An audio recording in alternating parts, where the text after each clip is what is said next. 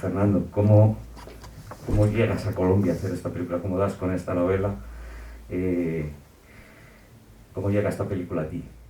Bueno, yo leí el libro cuando, al poco de salir, aquí en España, o sea, hace 15 años o por ahí, y me encantó y es que, perdonadme que estoy con la promoción de la película y hay cosas que las he dicho en estos días tantas veces que me da vergüenza volverlas a decir. Casi me pongo colorado solo de pensarlo, pero perdonad los que ya las hayáis oído. Eh, pero no se me pasó por la cabeza que había que hacer una película, ¿sabes? O sea, además yo no soy de esos que leen los libros pensando en películas, ¿sabes? Yo soy un gran amante de la literatura y de leer, del ensayo, de leer libros de pensamiento, de historia, de muchos tipos de libros, ficción y no ficción. Y no leo pensando en el cine. Entonces leí este libro, me emocionó muchísimo, me llegó muchísimo y años después me ofrecieron hacerla. Y yo les dije, creo que no se puede hacer, estáis locos. O sea, ¿cómo vais a hacer esto en película? Esa fue mi primera reacción. Afortunadamente cambié, sí, me empecé a darle vueltas y tal, y fui cambiando de opinión y decidí hacerla y estoy muy feliz de haberlo hecho, de haber cambiado de opinión. O sea, y de haber hecho esta película. Sí, ha sido una experiencia para mí única, única. Ha sido un rodaje muy especial, todo, todo. Imagino que habrá sido muy especial y te quería hacer una pregunta porque claro, todos nos sorprendimos con tu protagonista, cómo llegas a pensar una película colombiana, ¿no? ¿Cómo llegas a pensar pues Javier Cámara es su protagonista? Pues mira, hay una cosa curiosísima, que es que tanto el autor como yo, la primera persona en la que pensamos, Javier Cámara, por distintas razones. Él porque le recordaba mucho a su padre, físicamente. Yo porque me parecía que era el actor ideal para hacer este personaje, pero la primera vez que cuando lo pensé, eh, pensaba eso, pero descartándole. O sea, sé que lo que yo dije, y además se lo dije a la gente más cercana, dije, es una pena que Javier Cámara no sea colombiano, porque es que era perfecto para esto y tal. Y empezamos a hacer el casting de la película buscando los actores colombianos para todos los personajes, incluido el que hace Javier. O sea, había una serie de actores, algunos buenísimos, porque hay unos actores en Colombia increíbles, para ese papel. Y ya llegó un momento en el que dije, tiene que ser Javier. O sea, fíjate, es muy curioso, hace años cuando preparaba La niña de tus ojos, estábamos haciendo casting en Andalucía, porque yo quería una chica para hacer el personaje principal andaluza, ¿no? Una actriz andaluza, o fuera conocida o desconocida. Y, y Penélope me dijo, oye, pero yo puedo hacer eso, ¿no? Y yo le dije, no, no, no, no, no, tiene que ser una andaluza, pero yo es que mi abuela era andaluza y tal. Digo, bueno, ya, tu abuela era andaluza, pero eso no tiene nada que ver y cuando se hacen los acentos, sobre todo el acento andaluz, cuando se hace es muy fácil caer en la parodia, ¿no? Y creo que aunque la película es una comedia, el acento no debe ser una parodia. Y le dije que no. Y yo seguía haciendo casting y viendo actrices y tal, y de repente en un momento dije, pero si es que tiene que ser Penélope, ¿sabes? Y entonces vino y lo hizo un acento muy bonito, andaluz y tal. Y en este caso, pues de otra forma, pasó también lo mismo, ¿no? O sea, que yo seguía ahí buscando un actor colombiano y al final dices, bueno, si lo del acento al fin y al cabo es una cosa técnica, ¿sabes? Una cosa importante, pero no es. Lo importante, él lo hace aquí con una perfección alucinante, pero lo importante al final es la emoción, la verdad, lo que des al personaje, porque para mí el riesgo mayor de cuando alguien hace un acento es que su energía se vaya en eso, ¿sabes? Que todo la técnica, el trabajo y tal vaya en eso, ¿no? Y dices, no, pues lo importante es el corazón, lo importante es la emoción. Y lo bueno de Javier es que está la emoción, está la alegría de vivir, que para mí era importante, que tenía aquel personaje, ¿no? Que era un hombre que siempre estaba riéndose, a carcajadas, era un hombre alegre, un tipo enamorado de la vida, disfrutador, que quería a la gente, quería a la humanidad y creía en ella, a pesar de que muchas veces haya razones para no hacerlo, ¿no? Entonces, Javier tenía eso, es una persona que tiene esa especie de energía vital, de alegría continua, ¿no? Y también, pues igual que cambié de opinión con, con lo del libro, de si era un libro que se podía hacer en cine o no, también cambié con Javier y también fue una suerte. Sí, desde luego lo que dices es cierto. Yo me he quedado maravillado con la manera de interpretar y tienes razón en que no se le ha ido la fuerza en el empeño técnico de reproducir el acento, sino que verdaderamente es que transmite, bueno, la película transmite esta relación familiar que verdaderamente es muy emocionante y creo que hay un viaje emocional que hacemos como espectadores, ¿no? de toda esta primera parte que es tan amable de ver, ¿no? que la ves con que lo ves con una sonrisa interior, ¿no? Y como poco a poco la película se va oscureciendo, ¿no? y entramos en toda esta fase final. Este viaje emocional, yo no me he leído la novela, ¿lo transmite la novela así o toda esta primera parte Bueno, está más cinematografiada para crear? no, o sea, quiero decir, la novela, por supuesto que lo transmite, la novela tiene su ternura, su humor, su nostalgia, tiene muchas cosas. El libro, bueno, no sé si se le puede decir novela, es una memoria, ¿no? Y sí que lo tiene, pero yo creo que era muy importante en la película eh, contar la felicidad para luego poder contar el dolor de perderla, ¿no? Eh, eso era algo que era muy bonito, esa mezcla. Yo creo que eso está en la vida de todos, ¿no? O sea, porque el que más y el que menos en su vida ha tenido grandes dramas y tragedias y pérdidas y también momentos de paraíso, ¿no? Que uno recuerda como un paraíso perdido, momentos felices, esas cosas. Bueno, eso tenía que estar en la película, está en el libro de Héctor, que es un libro que él escribe no para, o sea, que es un libro que se ha editado en todo el mundo, se ha traducido en un montón de idiomas, que se ha vendido y se sigue vendiendo 15 años después mucho, y es porque él no escribió el libro pensando voy a hacer un bestseller, ni voy a hacer... No, él escribió el libro llorando, 20 años después de que mataran a su padre. Él me dice siempre de la primera a la última página y que tardó 20 años en sentarse a contar la historia y que lo hizo principalmente para que él dice que tiene muy mala memoria, todo el rato está diciendo que no se acuerda de esto, no se acuerda del otro, y entonces para que sus dos hijos, Daniela y Simón, conocieran a su abuelo, ¿no? Que Daniela tenía 1 año cuando lo mataron y Simón no había nacido.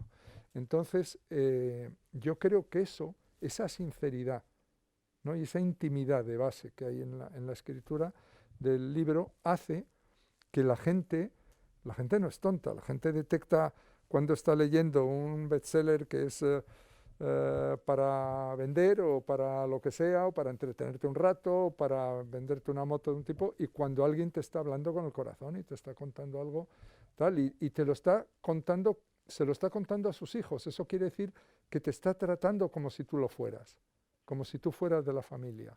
Entonces la gente, eso le llegó mucho a la gente, le tocó mucho. Y, y por eso el libro yo creo que ha sido un éxito, ¿no? No por razones de mercados, ni de promociones, ni de cosas de ese tipo. ¿Alguien quiere preguntarle algo a Fernando? Que seguro que hay alguien que tiene algún interés o alguna curiosidad. Arturo. Yo quisiera saber, primero, con respecto a la actuación de Javier Cámara, si en Colombia fue recibido también como algo natural, porque bueno, me imagino que alguien de Medellín, o si más bien lo han aceptado bien, ¿no? Sí, bueno, la película aún no se ha estrenado, ¿eh? Pero bueno, ya ha habido muchas proyecciones, empezando la primera proyección que hicimos de la película, que fue justo además antes de la pandemia, no sabíamos lo que se avecinaba, porque la película la acabamos justo ahí, los productores la mandaron a Cannes, estaban anunciadas, ya teníamos fecha de estreno en España, en Francia, en Estados Unidos, en Colombia, y todo eso se paró. No, la gente colombiana lo ha aceptado a Javier con una especie de admiración y de amor increíble, empezando por la propia familia, ¿sabes? O sea que, y entonces lo que finalmente después de la pandemia se iba a estrenar, el primer lugar donde se iba a estrenar era en Colombia, como debe ser, que era el 1 de mayo, y estrenamos aquí una semana después. Pero había un pico fuertísimo y muy violento de COVID y se retrasaron las cadenas en las que iba a salir la película, la apertura. Se pospone al 1 de junio y ahora estallaron toda la violencia social que hay estos días en Colombia, con lo cual, bueno, siguen diciendo que van a estrenar el 1 de junio, ¿no? Ya abierto al público y todo eso, pero yo me pregunto todo el rato, digo, ¿será posible? Con la que, o sea, porque es que lo tienen todos los pobres, ¿sabes? O sea, tienen la pandemia que estamos viviendo todos, más el estallido social, que claro, es una sociedad con una desigualdad tan enorme, ¿no? Que es un polvorín, o sea, y cada cierto tiempo estalla, ¿no? O sea, hay que pensar que Colombia, aunque las conversaciones de paz y todo eso, hubo un avance y sobre todo la sociedad quiere la paz, está cansada de vivir en una especie de guerra continua, pero de todas formas, como es un país tan complejo geográficamente, no solo políticamente, socialmente, que hay zonas en las cuales el Estado no llega, con lo cual no llega la ley. Colombia tienen una media de 2 líderes asesinados por semana, ¿sabes? O sea, y son esos líderes sindicales, indígenas o simplemente, yo qué sé, sí, campesinos, etcétera, etcétera. 2 a la semana, eso es una cifra que es invivible, ¿no? Y luego la extrema pobreza que hay en muchas comunidades y en muchos sitios, bueno, pues lleva a que eso estalla. Y otra pregunta, y desde el punto de vista creativo, porque claro, el libro es tan íntimo que hay momentos donde uno siente como que está confesándose, ¿no? Además una carta de amor al padre que es tan carta de amor que a veces es como en detrimento de la madre inclusive.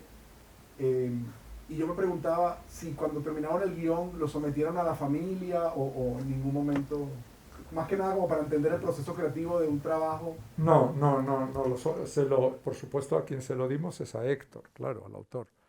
Y Héctor me dijo, porque Héctor me dijo, no pienses que no me ha gustado si tardo en leerlo y en llamarte. O sea, no pienses, uy, no me ha llamado, esto es que no le ha gustado. Dice, necesito tiempo para estar en el estado de ánimo de poder volverme a meter en esta historia y leerla.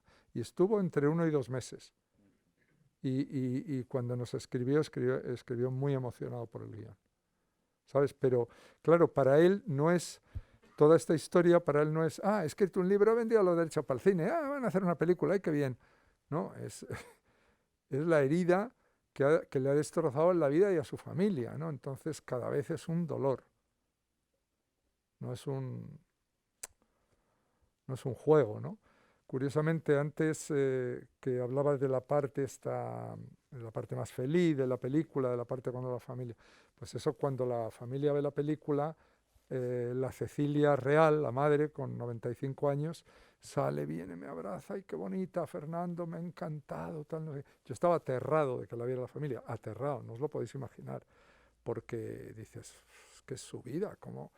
No les va a gustar a ninguno, porque no son ellos, ni es su casa, ni es el de esto, ni es lo otro. Y entonces viene y me dice esto, qué bonito, tal, es que me he reído tanto, es que me lo estaba pasando tan bien, y de repente me he quedado helada y he dicho, ¿de qué te ríes si sabes lo que va a pasar?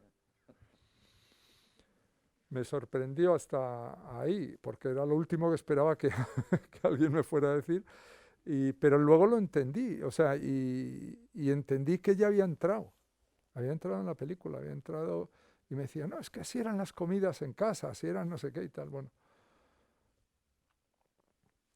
muy especial esta película, porque yo no estoy acostumbrado a hacer una película donde los personajes reales estén por la calle, la mayoría, ¿sabes? Y puedan venir a cenar contigo por la noche después de estar rodando durante el día o que quedes el fin de semana para verlo, ¿sabes? Muchas gracias, Fernando. Yo soy colombiana y a Javier, bueno, no se le nota nada que es español y la verdad hace de forma entrañable esta actuación. Muchas gracias por reflejar la historia actual y de nuestro país. También soy médico.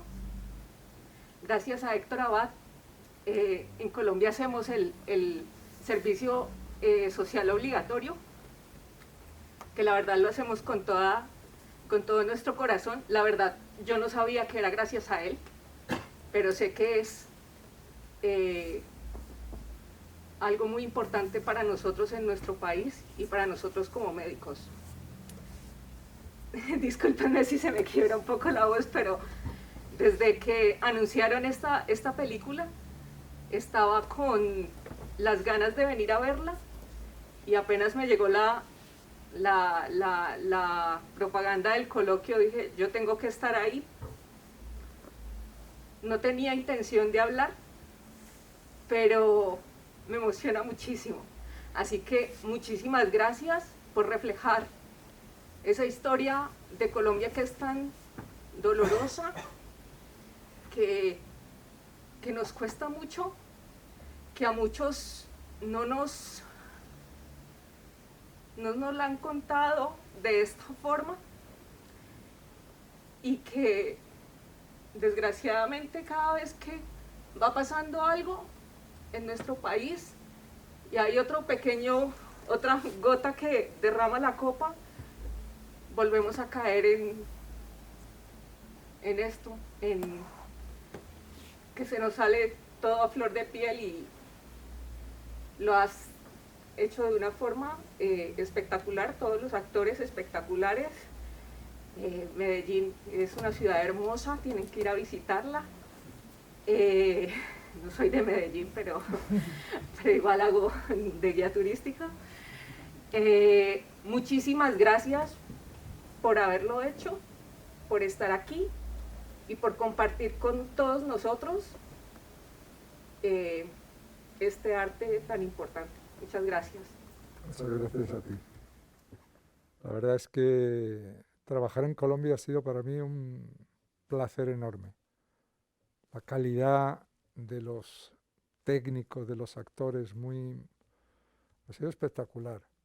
O sea, realmente si ahora me dijeran, oye, tienes que hacer 10 películas con el mismo equipo, firmaba sin dudarlo.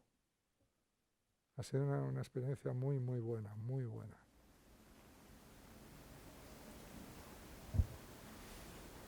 Una pregunta para ti. Hola, buenas tardes. Enhorabuena por la película, y me ha gustado sobre todo que es una película muy contenida, que se podía haber la tendencia a la desmesura y a cargar las tintas en lo que pasa, y sin embargo con un tono bastante contenido, pues sí que da mucha información sobre la situación, cómo se va desarrollando, y eso me parece que es como para felicitar a Fernando, porque otro hubiera tendido a hacer una película de buenos y malos y con mucho contraste, y sin embargo aquí todo va fluyendo y no hace falta explicar más, porque al final cada uno puede sacar sus conclusiones y no hay esos chafarrinones que en otras ocasiones son que provocan tanto disgusto. Por eso la verdad es que me parece muy, muy encomiable, y enhorabuena, Fernando. Muchas gracias. Bueno, yo tenía claro que esta no era una película política, aunque tenga una parte un contenido obviamente que es político, que es histórico, que es de memoria personal, social, etcétera, y hay muchas cosas ahí, incluso cinematográfico, pero no, el libro no era eso y la película no debía ser eso, ¿no? hay gente que hace fenomenalmente el cine político y que lo hacen desde Francesco Rossi, Costa Gabras, Ken Loach, gente que ese es su música, su género, y que lo hacen muy bien. Esto era otra cosa, aunque participa por momentos y tiene cosas comunes quizá con eso, pero no es una película de ese género, es otra cosa. De hecho, sería una traición al personaje en la medida en que el personaje era un hombre que no luchaba por vender una ideología o tal, luchaba por cosas muy concretas, cosas reales, diarias, necesidades acuciantes que los seres humanos tienen, ¿no? Y él intentaba aportar su trabajo a eso, ¿no? A solucionar una serie de problemas, y su programa era el programa de un médico, ¿no? O sea, no era el programa de un político. Te quería preguntar, aquí que hay muchos cineastas noveles que están empezando y que muchas veces esto se convierte en tema de debate, y que, como decía al principio, hay un denominador común en todas tus películas. Bueno, hay muchas cosas fascinantes, pero de entre todas ellas quería poner una aquí sobre la mesa, que es lo bien que suenan los diálogos, cómo entras en los diálogos, la cantidad, haces un cine con muchas palabras, y esos diálogos, además, algo que es muy difícil, entran siempre con una naturalidad, con una...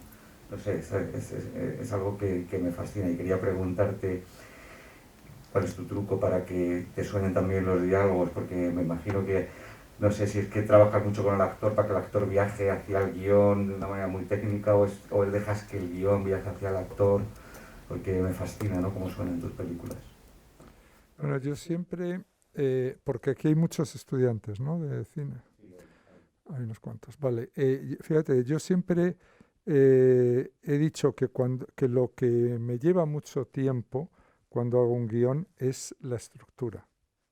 O sea, el construir la escaleta, las escenas, la construcción de la película. Eso es un trabajo durísimo, laborioso, complejo y tal. Y en cambio el diálogo, esto que te digo aquí no es...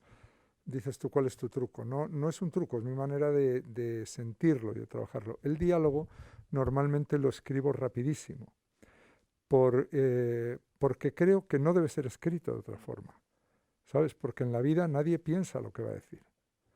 Y entonces, si tú tienes los personajes claros y tienes la construcción de la película y los personajes los tienes definidos, lo que tienes que hacer, yo siempre digo que les dejo hablar. Les suelto, les escucho lo que tienen que decirse y lo transcribo como una secretaria rápida que estuviera tomando nota de lo que se habla, ¿no? Como estas que hay en el Congreso, ¿no?, que había antes unas taquígrafas. Bueno, luego lo que haces con ese diálogo, que sale ahí a borbotones y que no sale de ti, es una especie de escritura automática, luego lo puedes corregir, editar, acortar, extender, arreglar, lo que sea. Pero si un diálogo se le nota la elaboración y el trabajo, ya no es un diálogo, es un ensayo, es otra cosa, es un artículo de periódico, ¿sabes? El diálogo lo que tiene es que el diálogo fluye y sale, ¿no? Pero claro, tienes que escuchar a los personajes, conocerlos antes de hacer el diálogo. Entonces, ese es, como dices tú, el truco. Es mi manera de hacerlo, no truco. ¿Sabes? O sea, siempre... O sea, de hecho, yo a veces me he reído escribiendo diálogos de comedia porque en ningún momento sentía que yo los estuviera escribiendo. ¿Sabes? Porque los estaba oyendo y me daba la risa y digo, pues esto hay que apuntarlo, esto es gracioso. Pero como que no salían de mí, que venían de algún lado. Había alguien por aquí que quería sí. Yo quería preguntar en qué momento de la escritura o de la construcción de la película surge la idea de separar estos dos sectores por el color y el blanco y negro. Mira, eso la verdad es que no es una idea. ¿no? Ni un concepto. O sea, en todos esos meses que pasas antes de hacer una película, la película está en tu cabeza siempre dando vueltas, ¿no? Y luego ya hay un día que empiezas a rodar y al segundo día ves lo que has rodado el primero y eso que has rodado el primer día es la primera vez que ves que alguien te permite ver un trozo de la película que has empezado a hacer, ¿no? Y dices, mira cómo es esta película que estamos haciendo, ¿no? Es una cosa, es muy curioso ese momento. Pero en los meses anteriores a rodar, tú vives con la película y de alguna forma la sueñas, le das vueltas, no sé qué. Y yo siempre veía unas escenas, las veía en blanco y negro y otras en color. Al principio no se lo comentaba a nadie y decía, ¿por qué me pasa esto? No, tengo que verlas todas en color o todas en blanco y negro o al revés de lo que estoy pensando, pero no lo podía, o sea, no lo conseguía. O sea, veía una parte en color y la otra en blanco y negro sin que eso fuera una idea, ni un concepto, ni un propósito. Esto lo vamos a hacer así para subrayar esto y tal. La explicación a posteriori se le pueden buscar tanto a esta opción como a la contraria, como a otra diferente. Todo se puede explicar a posteriori bien. Y entonces, ya cuando me di cuenta de que es que era así como la película existía dentro de mí, me dije, Dios mío, se lo tengo que decir a los productores, cómo lo van a entender, van a intentarme convencer de que lo haga de otra forma, que eso, claro, yo no estoy acostumbrado a no ser yo el productor de mis películas, ¿no?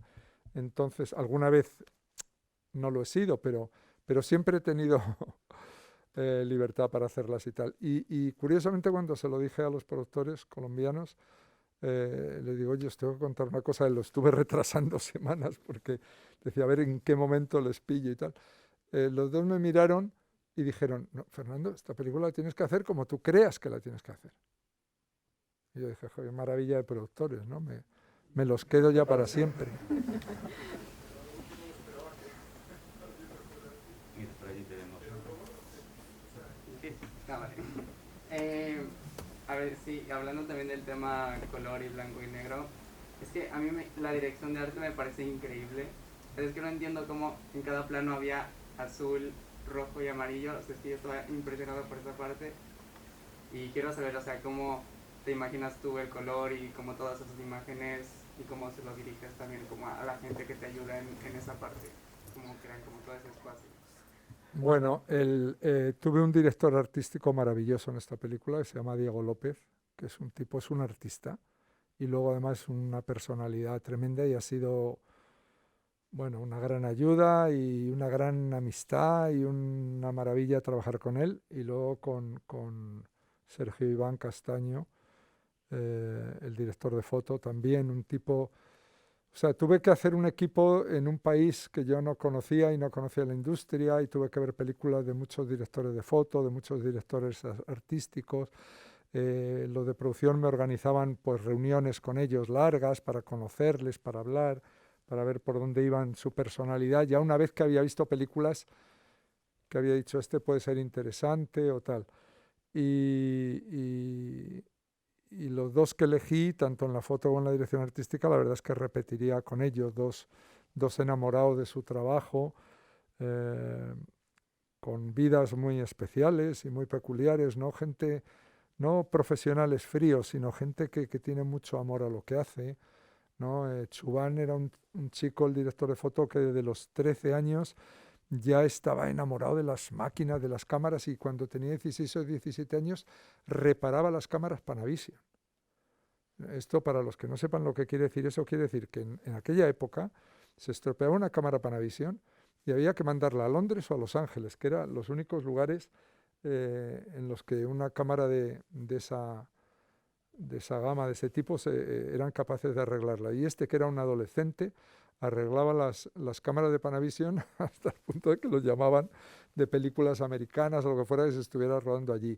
Luego, con 19 años, se fue al Centro Experimental de Roma y trabajó en Cinecittà y estuvo aprendiendo talonaje viendo ahí a Storaro y a Tonino De Licoli y a algunos de los grandes directores de foto italianos y tal.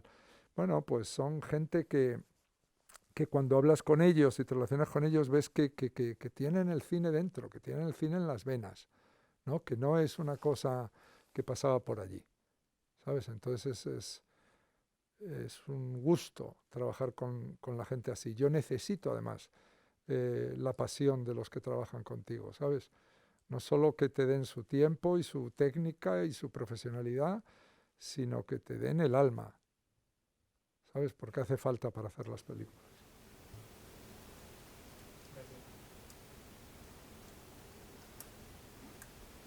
Adelante. Sí, en la escena en la que vacunan a Héctor el hijo, el patrón de la cocina detrás hay como unas esvásticas. No sé si eso estaba, o sea, accidentalmente ahí o cómo terminó eso ahí. No, pero bueno, es que se eligió, el director artístico puso eso. Las esvásticas no las inventaron los nazis, son antiguas como la humanidad.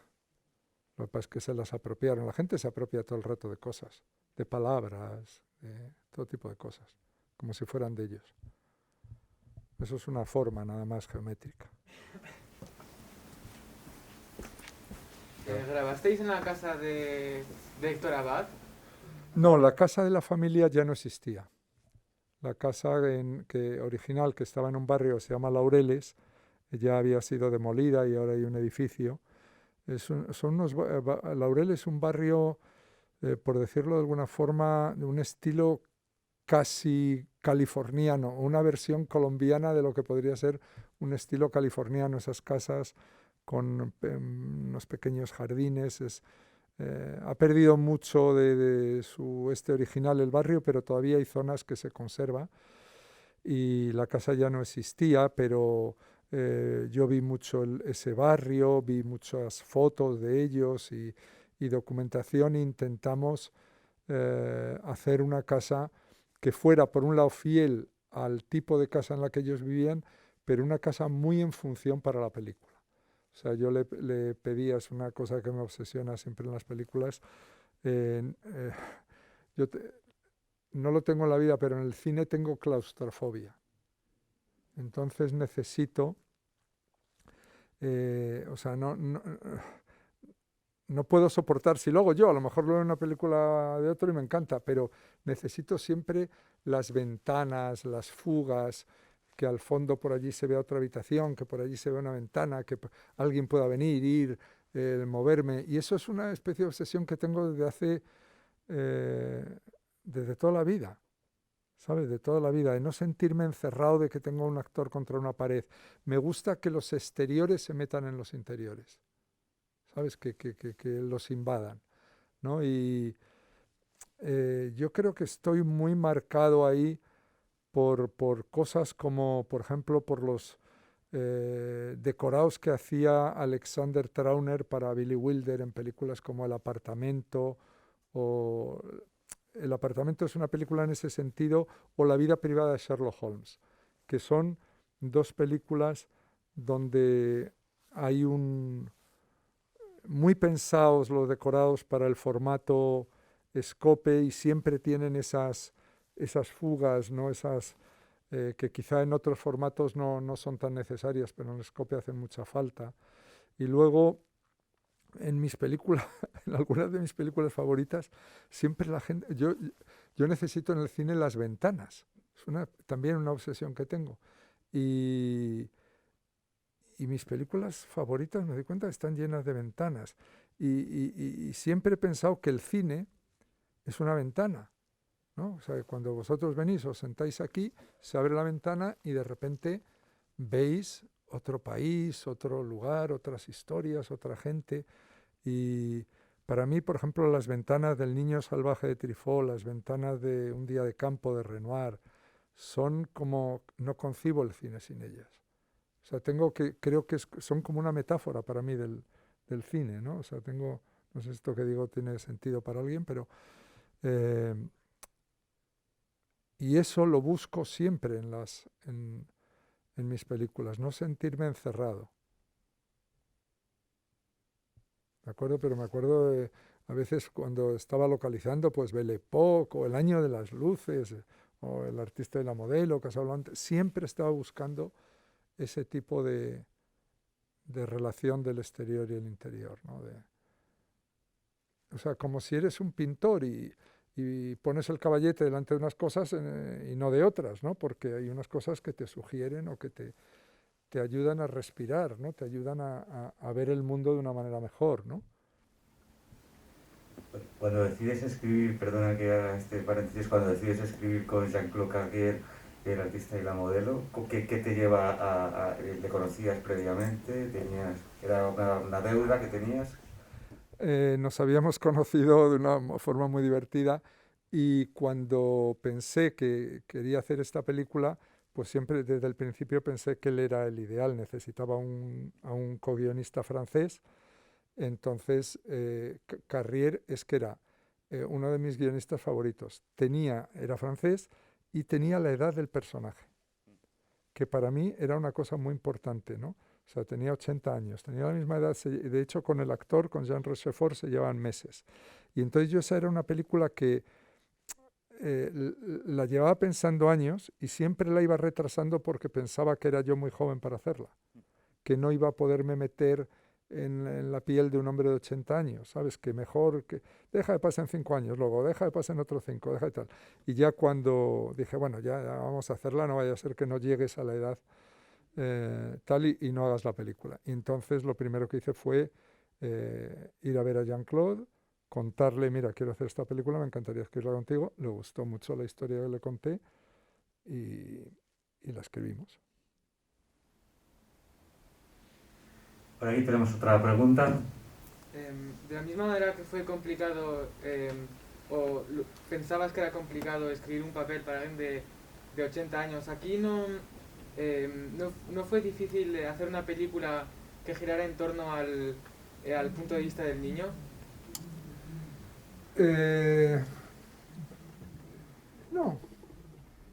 No, porque aunque el libro es totalmente el punto de vista del niño, la película lo es, pero no de una manera atada, ¿no? La película tiene una cierta libertad y a veces también vemos el punto de vista del padre. O sea, el libro, lógicamente, son los recuerdos del autor. Yo estoy contando una película y aunque a ratos adopte el punto de vista del niño, no es todo el tiempo, ¿no? El punto de vista de él. Hay una cierta libertad, hay una narración, digamos, semi-objetiva. De todas formas, yo me encanta trabajar con niños, me entiendo muy bien. He estado toda mi vida con niños, empezando por mis hermanos, mi casa estaba llena de niños y me entiendo muy bien con ellos, casi diría que mejor que con los adultos. Y me gusta trabajar aquí he tenido 2 niños fantásticos, tanto Nico como Luciana, que hace la hermana pequeña. Para mí haría varias películas con ellos, inteligentes, arriesgados, inspirados, les podía hacer improvisar a veces o meterse en un plano en el que supuestamente no está previsto que estén y hacerles hacer cosas, ¿no? Es muy bonito trabajar con niños cuando son niños que tienen algo, ¿no? Y ellos, de alguna manera, este elenco, esta familia de ficción, se convirtieron en algún momento en el rodaje en familia. Mira, yo cuando el decorado estaba ya casi acabado, antes de empezar el rodaje, les llevaba al decorado, sobre todo a las hermanas, a la madre, a todos ellos y a los niños, diciendo, venga, vamos a leer quedamos el martes y el jueves para leer un poco el guión, ensayar un poco y tal. No era tanto para ensayar, que leíamos un poco y me comentaban si tenían una duda o me hacían preguntas y tal, pero para mí lo que era importante era como que ellos se apropiaran de esa casa, ¿sabes? Que se sentaran allí, que se tomaran algo, que hablaran, se contaran sus historias y que se acostumbraran las hermanas entre ellas, ¿no?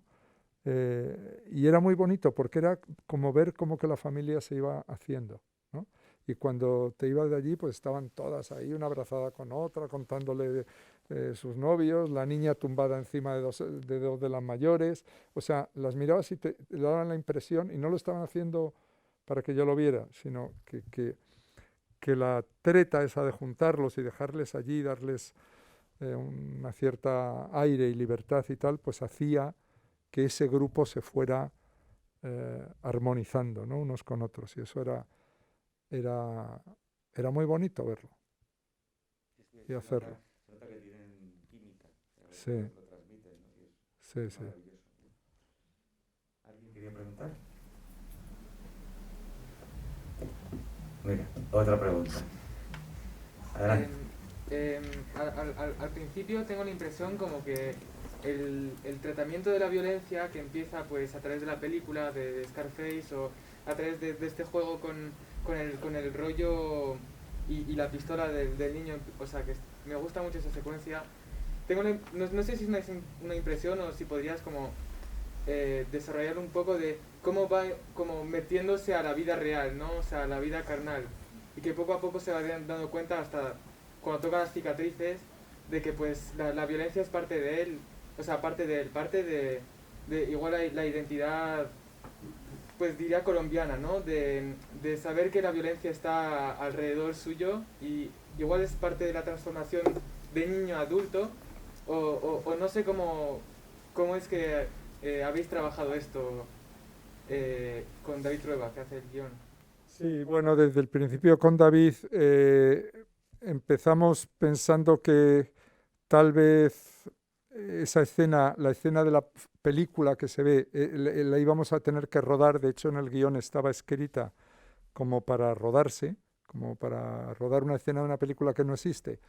Pero me di cuenta que Scarface, que es una película que a mí no me gusta nada, es la película que inaugura, o una de las más importantes, que inaugura esa imagen distorsionada del latinoamericano, que siempre es un narcotraficante, un asesino y un no sé qué, y que hace de eso espectáculo y comercio y tal. Entonces, en la medida en que me parece en ese sentido una película muy nociva y muy tal, quisimos empezar con ella.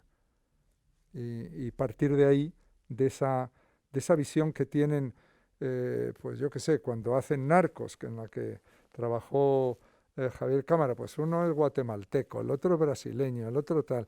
O sea, no se sabe si hablan colombiano o qué coño están hablando. Es una visión muy yanqui, muy reductora, ¿no? De los latinos, ¿no? Un poco como que tiene que ver pues con esas cosas que siempre se dicen de que Bush no sabía dónde estaba España, ¿no? Bush hijo. Pues ese tipo de cosas, ¿no? Entonces, empezar desde ese tópico, desde esa visión totalmente deforme de la realidad, para de ahí ir a esta casa de una familia de clase media, de un médico en Medellín, ¿no? Era una especie de pincelada de salida que yo creo que nos resultaba interesante empezar por ahí. Quería, bueno, para ir también concluyendo, bueno, aquí en realidad hay público, hay estudiantes de cine, hay un poco de todo, pero bueno, aquí hay unos cuantos cineastas emergentes que están empezando. Y bueno, quiero decirles a ellos y cederle a Fernando para que dé algún consejo. A mí siempre me ha parecido que Fernando es un cineasta que está permanentemente en construcción, construyéndose. Esto me parece maravilloso, ¿no? Porque es como que el cine es un tránsito donde vamos investigando, con ganas de explorar, de investigar, de estar permanentemente bueno, en tránsito, y eso me parece que es una cosa muy bonita y que debería ser, me parece que es un gran espejo en el que mirarnos, ¿no? Porque todo ello ya no es por el palmarés que Fernando tiene. Yo no sé si hay alguien que tenga el palmarés que tiene Fernando, ¿no? Pero casi sí lo hay. Pero tiene un palmarés impresionante, pero ya no es por el palmarés, sino por lo que es dedicar una vida al cine como forma de vida, ¿no? Y bueno, me gustaría que pudieras comentar algo sobre esto para ellos, ¿no? Bueno, yo me considero estudiante en la medida de que lo que más horas dedico es a a intentar saber más, leyendo cosas, bueno, dentro de los intereses que tengo, que son lógicamente limitados. No puedo leer libros de física cuántica, porque no los entiendo. Pero en los campos y en las cosas que a mí me gustan, siempre estoy leyendo y profundizando, intentando saber más. Y por supuesto en el cine, en la música, en la pintura, en las cosas que me son más cercanas, la literatura, etcétera, pues es una especie de aprendizaje continuo, ¿no? Y además lo que me encanta es cuando descubres a alguien muy joven, ¿no? Que te gusta, ¿no? Y dices, ¡ah, qué maravilla!, ¿sabes? O sea, cuando oigo, yo que sé, a un saxofonista americano que se llama Immanuel Wilkins, pues es un tío que tiene 29 años, me parece, ¿no? Y toca que te mueres. O a una saxofonista inglesa que se llama Nubia García, o cuando lees a una escritora como Sally Rooney, que no sé si ha cumplido ya los 30 años, y lees sus dos libros y son preciosos. Y de repente eso es importantísimo, porque primero te devuelve la fe en la vida, porque uno de los peligros es pensar que tu mundo, tu generación, tu época y tal era tal y los demás ya no, nunca van a llegar a eso, ¿no? Al contrario, te llena de alegría y de vida ver que hay gente nueva, gente... El otro día estaba en una casa invitado a un cumpleaños de una amiga y en Barcelona, y estaban sus nietos allí de 15, 13 y 11 años, y estábamos hablando de cine. Y de repente alguien dijo que El Padrino 2 se había hecho antes de tal película, y el chico de 15 dijo, no, no, no, esa es del 71, esta otra es del 72, aunque se rodó en el no sé qué. Me le quedé mirando y dije, Dios mío, el mundo se va a salvar. ¿No? Entonces, sí, claro que sí, eso es. Yo creo que hay que estar en una especie de permanente, no de búsqueda de nada, sino de curiosidad, de interés. Además, por el puro disfrute. O sea, quiero decir que es que me lo paso bien haciendo eso. No es que quiera conseguir un puesto de trabajo ni sacar un máster. O sea, es simplemente mi manera de divertirme. ¿Tienes la esperanza de que sigamos disfrutando de pantallas como esta? Sí, sí, sí, absolutamente. Claro que sí. Yo creo que todos necesitamos ver conciertos y ver películas con gente. O sea, que estar ahí uno solo en su casa viendo en una pantalla, hombre, pues sí, puede estar bien en determinados momentos, está bien como estar sentado en un sillón leyéndote un libro, pero el salir y ver algo con los demás, ¿no? Reírnos juntos, llorar juntos, asustarnos juntos, eso es una maravilla, ¿no? O disfrutar juntos de alguien tocando o cantando o algo. Yo creo que eso no tiene precio y eso va a existir siempre por muchos cambios que haya. ¿Sabes? Por muchos cambios. Obviamente dices, bueno, si las plataformas no tengo nada en contra, son fantásticas. Son fantásticas. ¿Por qué? Porque hay mucha gente, una parte de la población, que no puede ir al cine. Unos porque son viejos, otros porque tienen hijos muy pequeños, otros, bueno, no sé qué, y tienen agujeros en su vida y épocas que estaban condenados a no ir al cine. Pues el que las películas estén a disposición de la gente y el que no puede ir al cine pueda verla, pero el que puede ir al cine, ese es el lujo mayor de todos, ¿no? Poder ir a una sala y ver en una pantalla grande una película con calidad de sonido, de imagen y estar rodeado de gente viéndola. Es una especie de extraña comunión, ¿no? Yo creo que eso no se va a perder y además a lo mejor va a haber menos cines o van a cambiar, ser más de otra forma. Bueno, todo está cambiando siempre.